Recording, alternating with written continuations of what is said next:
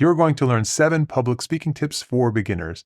I made a video like this a few years ago that has over 1 million views, but it's starting to look old and sound a bit old. Here's a refresher of my top 7 do's and don'ts, and there's a free PDF that summarizes these tips. There's a link to that in the description below this video. Number 1, don't ramble and get long-winded. This is the most common complaint that audiences have when listening to speakers. And that's because long, rambling messages make it difficult for your listeners to follow along. Instead, organize your presentation in a clear introduction, body, and conclusion. And keep your introduction concise. Give the central idea or key theme of the message and preview your main points. Then organize the body of your presentation around 3 clear main points. Say first, second, and third when you get to each of those points. Finally, give a clear conclusion. In fact, say the words in conclusion to signal that you're wrapping up. Quickly recap your main points and you're out.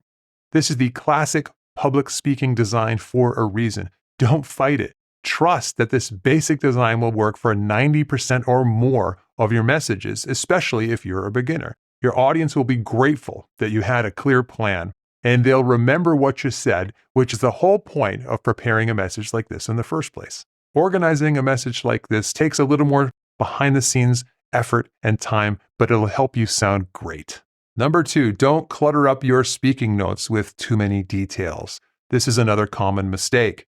We're often tempted to pack our notes with everything we want to say, and that's natural because we don't want to forget. But when it comes to the actual presentation, we'll get nervous in the moment, and the most likely outcome when we have too many notes is just to lock in on our notes and look down the whole time. We end up reading, essentially, and we sound like we're reading. It comes across as stiff, wooden, and robotic, and it pretty much ends all eye contact. Instead, pare down your notes as you practice so that you can have a structured conversation with your audience. Your goal is to have just key words and key phrases on your note cards. We call these talking points. I have a whole video about how to whittle down your notes as you practice. I'll put a link to that in the description below. The short version is practice a few times, cut your notes in half, practice a few more times, cut your notes in half. Do this over the course of a few days so that by the time you're ready to stand up and speak, you have simplified notes with key words only. You can just glance down, see what's coming next, look up, connect, and have a comfortable conversational style where your personality shines through. Using simplified notes is freedom. Number 3, don't look with your eyes in the wrong places.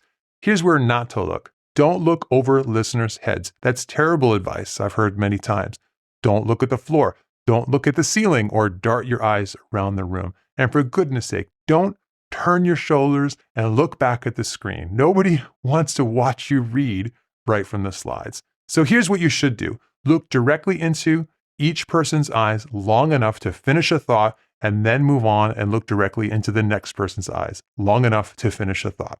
I've said it in other videos. A teacher once said that eye contact in public speaking should follow this pattern.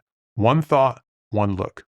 In other words, make eye contact for about a half a sentence or so, and then move on to the next person. 1 thought, 1 look. This is about 3 to 5 seconds for each person at a time, and make it your goal to look at each person in the room a few times during your presentation.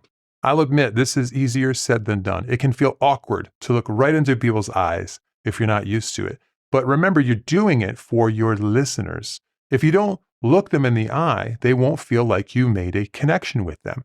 And listeners want to feel connected. They want to feel part of the process when you are the speaker. And if you don't make eye contact, your message won't sink in as much. Number 4 is similar. For the same reasons, don't load up your slides with too much text or animation. As mentioned, if there's too much on your slides, you'll be tempted to look back and read from your slides or explain everything that's on there. Once you turn away from your listeners like this, you'll lose all engagement. And some people think that their slides are their speaking notes, and then they rely on them. Essentially, they can't do their presentation without looking back at their slides. And all of that detail and text will make it difficult for your listeners to understand what's on your slides as well. Instead, make sure your slides are clear, simple, and help you make whatever point you're making at that particular moment. A rule of thumb I like to use is that if you're spending more than 2 or 3 minutes on each slide when you're preparing them, then you're probably wasting your time. Beginners tend to over-rely on their slides and use too many slides. Don't use more than one slide per minute as a maximum. Number 5, don't speak too softly or in a low volume. Most beginning presenters speak too softly. They're only loud enough so that the people in the front of the room can hear them. People further back won't be able to hear you in a low volume, and it won't make you sound confident to speak like that. So a key tip is to speak a little louder than you usually do in a conversation. Your voice should fill the room. Now, you're not yelling. You're just projecting your voice all the way so they can hear you in the back row. I usually pretend when I'm speaking that the people in the back row have a slight hearing loss, which many people do.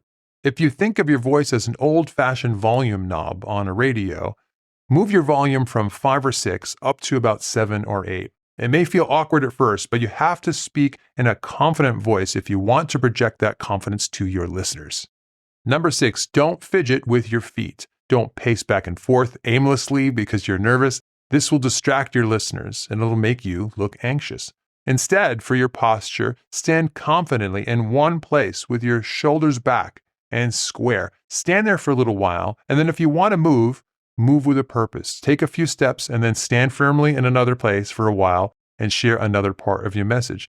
That kind of feet-planted stance and posture will make you look prepared and confident. Number 7, don't fidget with your hands. You don't want to put them in your pockets, for example, or play with a pen, or do anything else weird or distracting like that. You want to use small gestures that emphasize your ideas. As you practice your presentation, just let your hands go and gesture comfortably as you rehearse.